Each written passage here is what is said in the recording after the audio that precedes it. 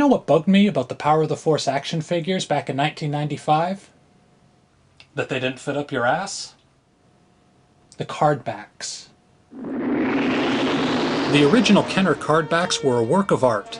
The Power of the Force card backs blew it big time. The original card backs had a huge movie still of the character, placed within a neat metallic border. You could tell what figure it was from across the room. Each one looked unique.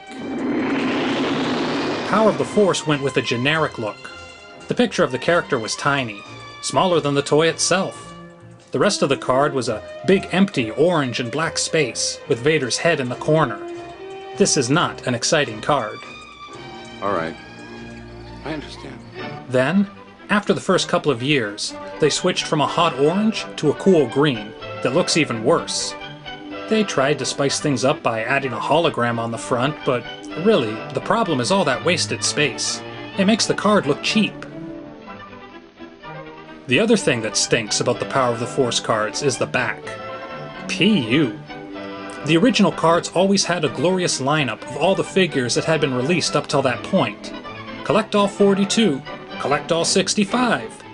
As a kid, I loved poring over these card backs, making lists of which figures I had, which ones I still needed. Depending on how big the stores in your town were, you might only get a small selection of figures to choose from. These pictures on the back of the cards might be your only chance to see certain figures. Like, until 2 years ago, I had never seen a Cloud Car pilot or Zuckuss in real life. The Power of the Force cards never showed you all the figures. They only put a couple on there. The rest of the space is filled up with a character file card. They had to rip stuff off from G.I. Joe, the toy that helped kill the line to begin with. How embarrassing. Of course I'd look better. So there's orange cards and green cards, but what are these purple cards? These are from Shadow of the Empire, figure designs and characters that weren't in the movie, but from the Star Wars novel that helped reignite interest in the series back in the 90s. I'm not sure why they stuck Leia's Return of the Jedi Bosch in there, though. That would be one of the better Power of the Force figures. If only it could fucking stand up.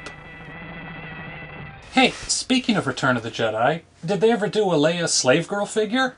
Well, you asked about Princess Leia, right? Yeah. Yeah, I keep her in her slave girl costume tied up in the bathroom, so... Oh yeah, the figure everyone had been waiting for, which frankly creeps me out. Sweetheart, I like your threads. Sorry. There's something that bothers me a little about how the most popular image of the funny, independent, tenacious Leia is her when she's practically objectified. Oh, get out of my face with that shit. Practically objectified? What are you, an academic?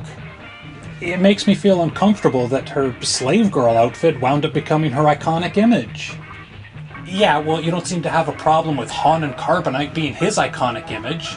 That's him literally being objectified. Sheesh. Go complain about Leia on Tumblr if it bothers you so much. Yeah, I keep her in her slave girl costume tied up in the bathroom.